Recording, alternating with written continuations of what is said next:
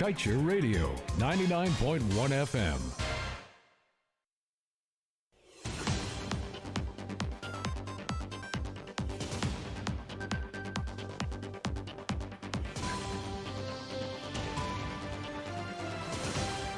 Hello, thank you for tuning in to Kaieteur Radio. Welcome to your news at noon for February 10th, 2021. I am Kevin Smith. And I am Kayla King. Before we get to the top stories we are tracking, let's get to today's front page comment of the Kaieteur News.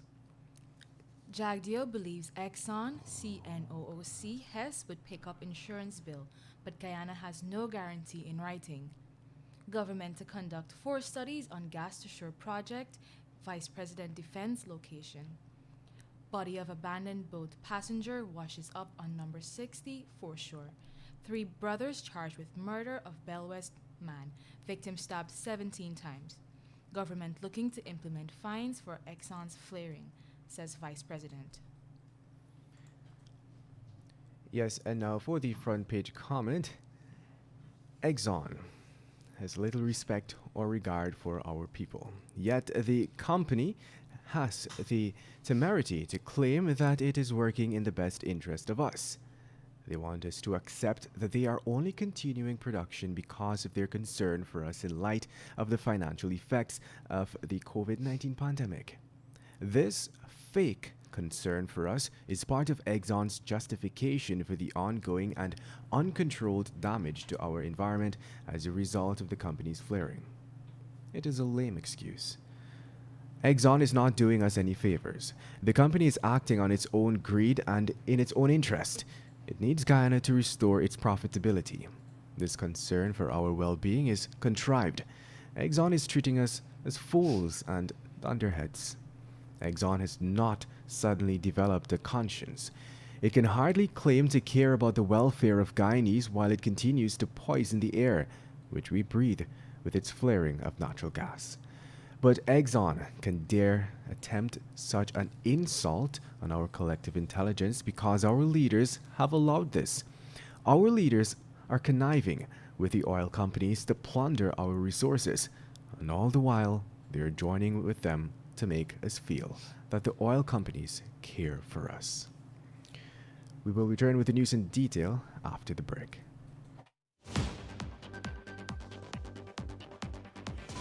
This morning, I woke up a millionaire.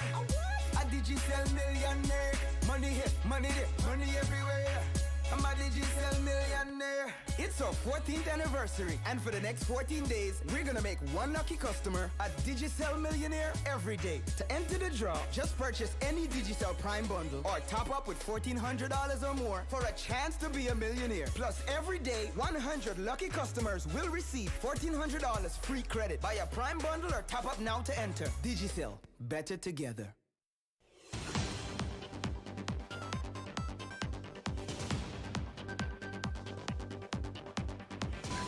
And now for the news in detail.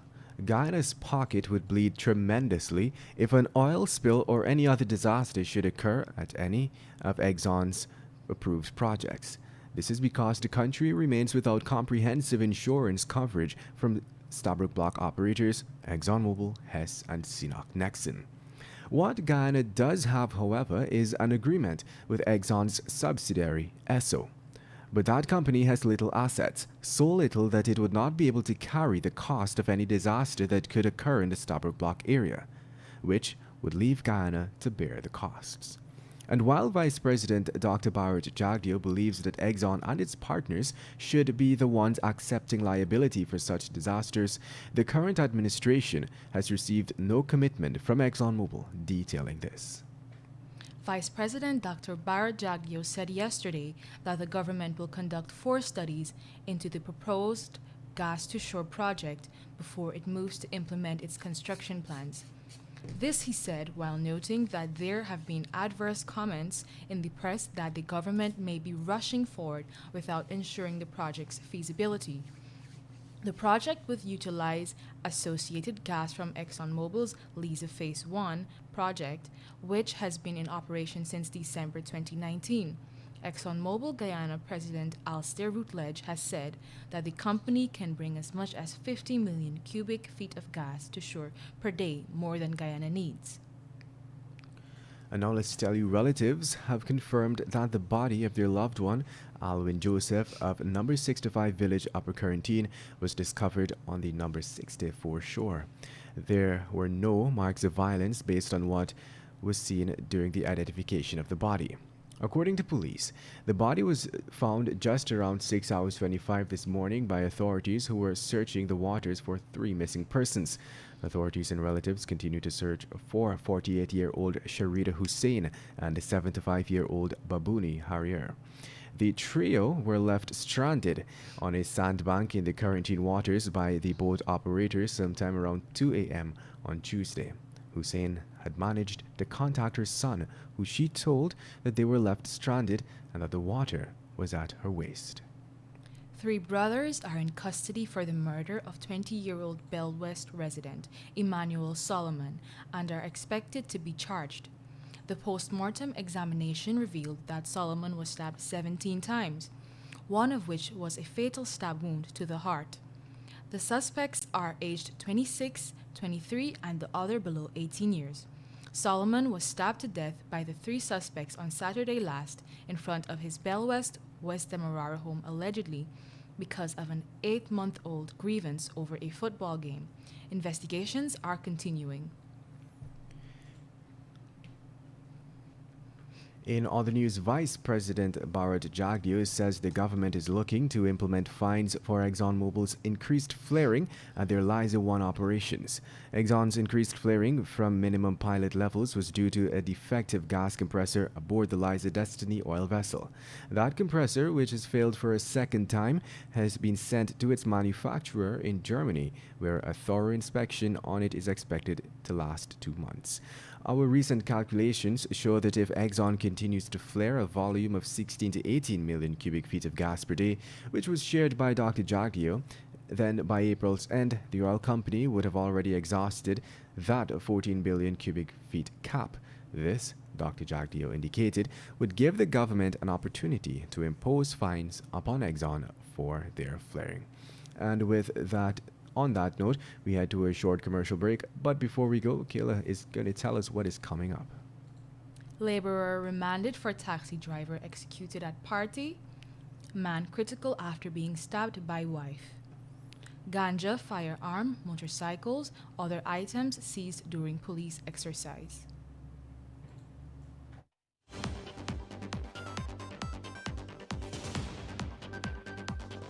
Guyana, please join me on the Glenn Lal Show, 99.1, 99.5, Kaieteur Radio, every Monday, Wednesday, and Friday, 7:20 p.m., and a rebroadcast of the next day at 11 a.m., just in case you miss that program.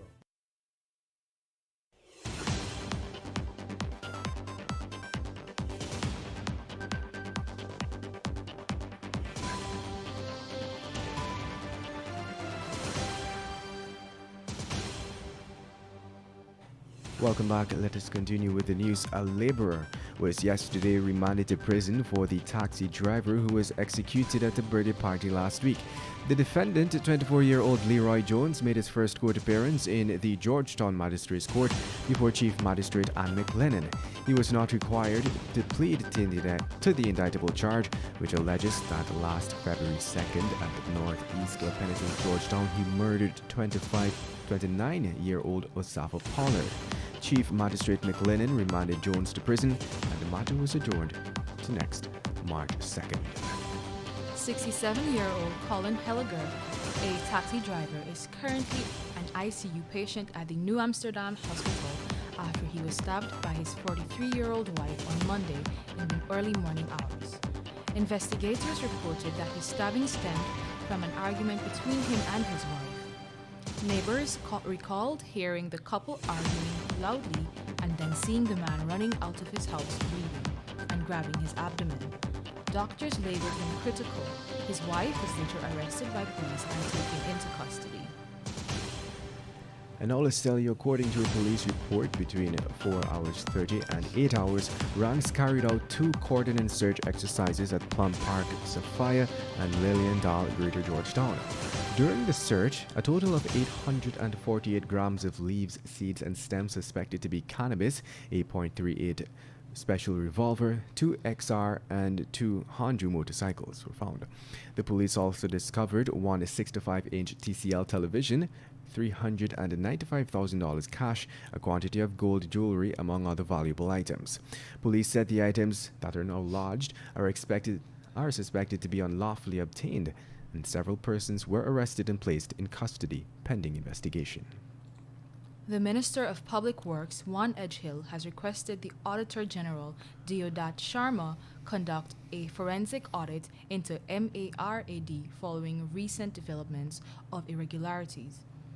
Minister Edgehill pointed out that those recent developments at MARAD had prompted him to ask the Public Works Ministry internal auditor to conduct an initial assessment. And moving on, a search and rescue operation has been launched, and a quick update on that story now coming in. One body has been found as the search continues for the boat operator and a passenger. That occurred in the quarantine. And now for your COVID-19 update. Kayla, over to you. Coronavirus cases, 107.5 million. Deaths, 2.3 million. Recovered, 79.4 million. In Guyana, the total number of cases has reached 8,041, while 7 remain in the ICU unit.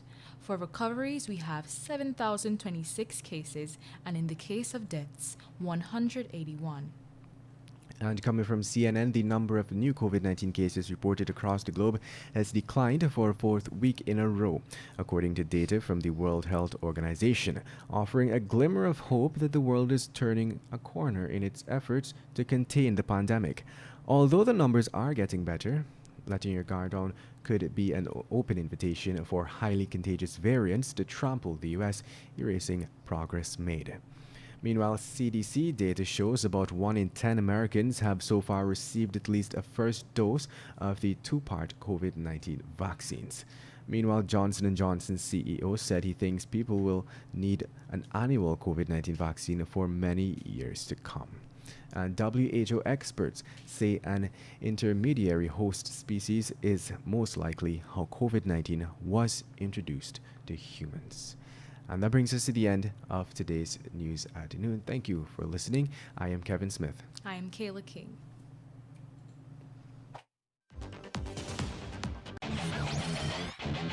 Want value for your advertising dollar? Then place your ads on Kaieteur Radio's Newscasts. Streamed live on 6 different mediums, reaching hundreds of thousands.